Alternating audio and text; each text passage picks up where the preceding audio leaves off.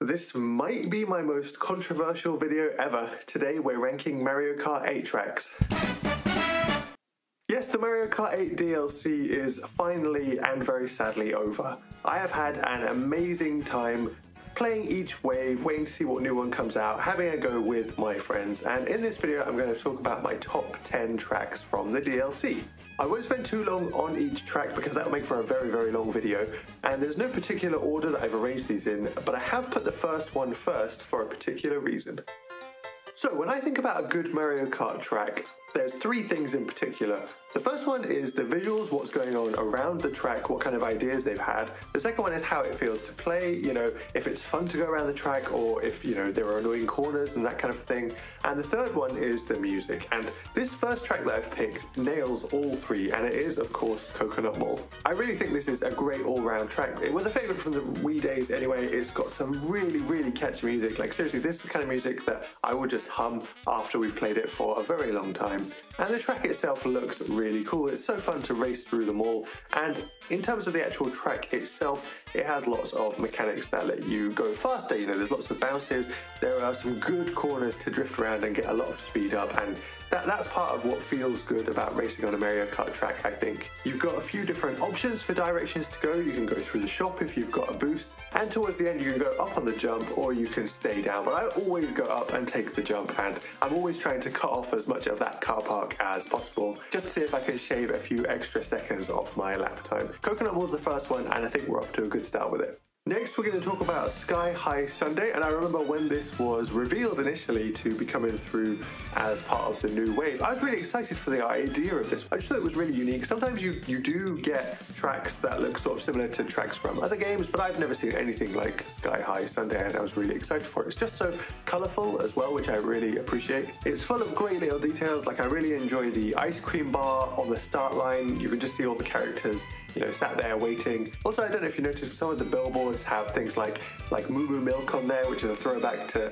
one of the original tracks. Shout out to my friend, he loves Moo Moo Meadows. Now, this track has lots of chances to go fast. There's lots of edges that you can jump off, and if you hit those railings in the middle of the track towards the start, then that gives you a boost as well. And not to mention, once you've got some practice on the big final corner, the big ice cream loop that goes all the way around the back of the track, and you can drift all the way around that feels so fun to do. And if you get it at the right time, you can actually see a helicopter up there, which is made of ice cream, which I think is hilarious. And so Sky High Sunday is definitely one of my favorites. Now, I'm going to talk about Sky Garden, and this is one of my favorite tracks, and I think maybe this one would be one that wouldn't make it on the list for a lot of people. In itself, it's almost a bit of a plainer track. Now, the visuals are really cool. I like the idea of racing through the clouds, but the actual track itself is kind of simple. It does feel really good to go around the corners. None of the corners are annoying. You can get good drifts around all of them, which do make it a lot of fun. And of course, it is really fun when you sort of glide off the end of the track and you're floating down. I just like stuff like that. But what really makes this track for me is the music. I think this has one of the best pieces of music in all of the Mario Kart 8 DLC tracks. And especially when you are doing that glide off the end of the track towards the finish line, and the music just builds up. And this one also sounds really good when you go onto lap 3 and it speeds up. Sometimes the music doesn't always sound as good sped up, but I think this one does sound good. So yeah, this is one that I think maybe some people wouldn't include normally. And while I do like the idea of driving around the clouds, for me it gets a big boost from the music for this track. Ninja Hideaway, and I have to say, Ninja Hideaway gave me a lot of hope for the DLC. This came in one of the very first waves, and it was probably, I think, my favorite from that first wave. It was so different to all the other Mario Kart 8 tracks that I had played. I really loved the idea of racing through this sort of temple. I think it's just a great idea, to be honest. It's also a very colourful track, and it's got really good visuals, racing through a temple, seeing the ninja Shy Guys, which are really cool. There's a point where you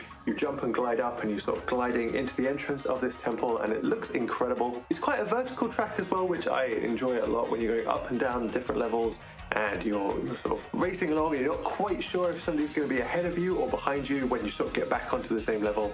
and there are a couple of alternate routes as well involved in there. Not to mention, I do really like the music for this one. It kind of gives me Splatoon vibes for some reason. I'm not sure if anybody else would agree with that, but I feel like it wouldn't be out of place in a Splatoon game, especially if you put some of that sort of like high-pitched Splatoon singing over the top of it. I kind of think that would fit. I don't know, maybe you think I'm wrong, but I like it. Next up we have Yoshi's Island, and now, I've not really played any of the actual game, Yoshi's Island, New Super Mario Bros. 2 or 3, I'm not sure. But I've not played the actual game of Yoshi's Island very much, just a very tiny bit, but I do still appreciate this track a lot. I understand a lot of the references they brought over, the giant purple thing in the water, which is from the main loading screen. I think the visuals are amazing, and I was just delighted to see the coins had the little Yoshi head impression on them. That's a great little extra detail. I love the fact that there's bob-ombs bouncing around all over the place in the background, Shy Guys on stilts. The whole track is just charming and funny. It's really cool to jump over the volcano as well. There's one point where you go up a boost and you fly over a volcano, and then when you're coming back down, there's that little skill check of if you can hit the flying cloud with the question mark on and whether you can activate that shortcut path. And sometimes I can do it and sometimes I can't do it, and so I'm always looking out for that, and it just adds like an extra thing to think about, just to add a tiny bit of challenge in there that just makes it a little bit more fun. Not to mention, I think this one has great music as well. It's maybe not my favorite piece of music in all of these tracks, but it does remind me of Toy Story, so it kind of takes me back and almost gives me a little bit of nostalgia, I suppose. And so all of that together, I think Yoshi's Island is a great track from the DLC. So next up, we're going to talk about Waluigi Stadium, and this one I think has an amazing piece of music. It just fits the theme, and it seems to fit Waluigi so well. The track is good too, but I just really enjoy the background music for this track. It does also have lots of bumps in the ground and lots of jumps to sort of get you up to speed, and so you can feel like you're flying around this course. That kind of reminds me of, not from the DLC, but the Excite Bike track from the main game as well. I love the bounces on that one. It just you just get going really quickly, and I enjoy that, and it kind of reminds me of this Waluigi track. Not to mention, partway through you do have this section with the side jumps where you can sort of zoom up the side, come back down, and get a good speed boost from that, and I always think those are really fun. And while they may not always be the optimal path, and if you're playing online and you take those, I don't know, maybe it wouldn't really give you much of a speed boost, but they're always fun to do anyway. And especially in Waluigi Stadium, there's a little extra element to that because the crowd sometimes cheer when you make one of those jumps, and that just kind of adds something into it, I think, doesn't it? Not to mention fun little details like the paper piranha plants that you have to avoid, which I really like. I'm not so keen on the fact that the entire track is mud. I think that kind of takes just a little bit away from it. It makes it just a tiny bit bland, visually. But at the same time, I understand what they're going for, what kind of arena it is that they're trying to invoke. So I can't take too many points off this track for that. Next up on the list is Singapore Speedway, and this is actually my favorite track from, I think, the sort of the real world Mario Kart tour tracks. You've got like Singapore, Amsterdam, New York, those kind of ones. I don't always like all of those, but I really like the Singapore one, and that's why it's made it onto this list. It just looks very visually cool.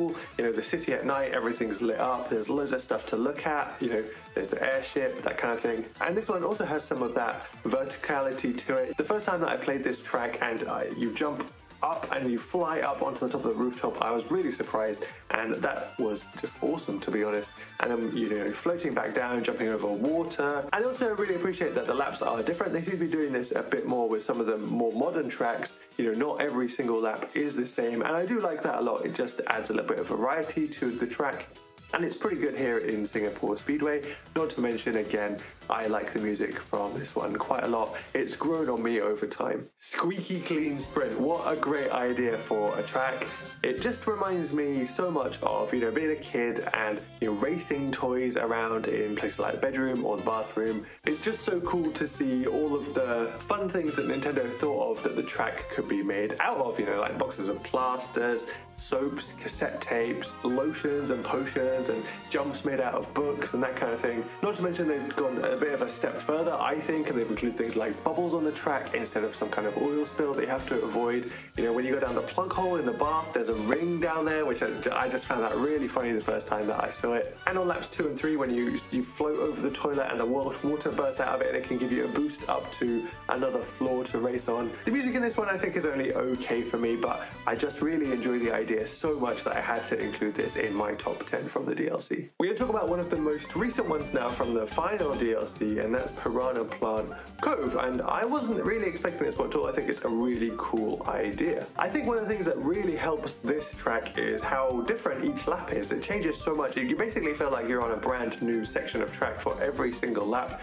and I really like that. Not to mention, it's just a cool idea. In general, you've got sort of these mysterious half-sunken ruins. It's set at night too, which I actually think really helps that vibe. I kind of tried to picture it in the day, and I don't think the track would be as good in the day.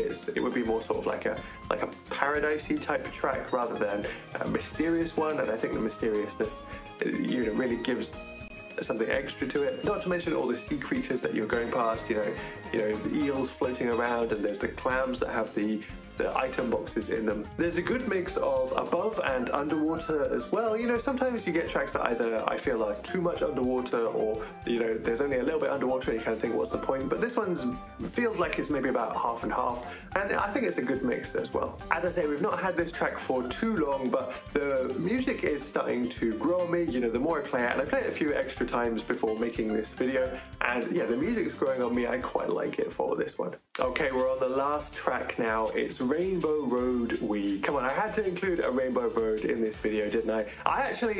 I'm not a big fan always of Rainbow Road. There's so many various iterations of it now, and I kind of think that maybe there's too many, and I don't always like all of them, and especially when I first started playing Mario Kart, when I was a bit rubbish and I would fall off a lot. I just don't always like Rainbow Road, but I do think the Wii Rainbow Road is my favorite Rainbow Road. I've said Rainbow Road too many times now, but I think it's my favorite one. I really like this track actually, and it's made it onto the list. Visually, I just can't fault it. It just looks amazing. They all look quite cool, but this one just seems to have something extra. I'm not really sure what it is. Maybe there's just so many stars and moons and asteroids in the background, and there's like particle effects and colors everywhere. Sometimes you go through these colorful tunnels in space, and at points you can see the whole track below you, and it's just this huge spiraling rainbow that you're racing on. The music for it is just okay to me. It's not super exciting. In fact, I don't think that many of the Rainbow Road tracks have very exciting music that would get onto my favorite music list. But on the other hand, there's lots of jumps, there's lots of cool corners to take that you can drift around and get a lot of speed going. There are those sort of side jumps as well that you can have a lot of fun going over. And not to mention, I really like the extra detail. I'm sure this can't have been on the original Wii version, but there's an extra detail where if you do fall off the track, you sort of burn up a little bit on re-entry into the Earth's atmosphere. Although of course it was my friends that told me that. I would never fall off the track. No, definitely not me. Well guys, there we have it. What an amazing journey it has been. This has probably been one of my favorite DLCs of any game for a very long time. It's just provided so much joy to me, and playing it with my friends, and every few months just seeing what new tracks were coming has been a bit more exciting. I think I felt like this is my version of the new Smash Fighters. I played Smash a bit, and I played it before on the Wii. That's probably when I was most into it. I do have it on Switch, but I wasn't that into it, and so the new fighters coming out weren't this great source of excitement for me. But Mario Kart 8 tracks, let me tell you, every time one of those new videos popped up, I was straight on it to find out what it was that was coming next. But what do you guys think? I do think this is going to be one that's definitely up for discussion. If you'd asked me on another day, I might have picked some different tracks. To be honest, I spent a long time deliberating over which ones to include in this list. If you think there are ones that I've unfairly missed off, let me know in the comments. Or if you think there are ones on here that I've included and you think are just rubbish and shouldn't be on here, then let me know as well. It'd be great to see what your favourite tracks from this DLC are. So many to choose from, 48, but let me know what you think. Thank you so much for watching, and I really hope to see you in the next one.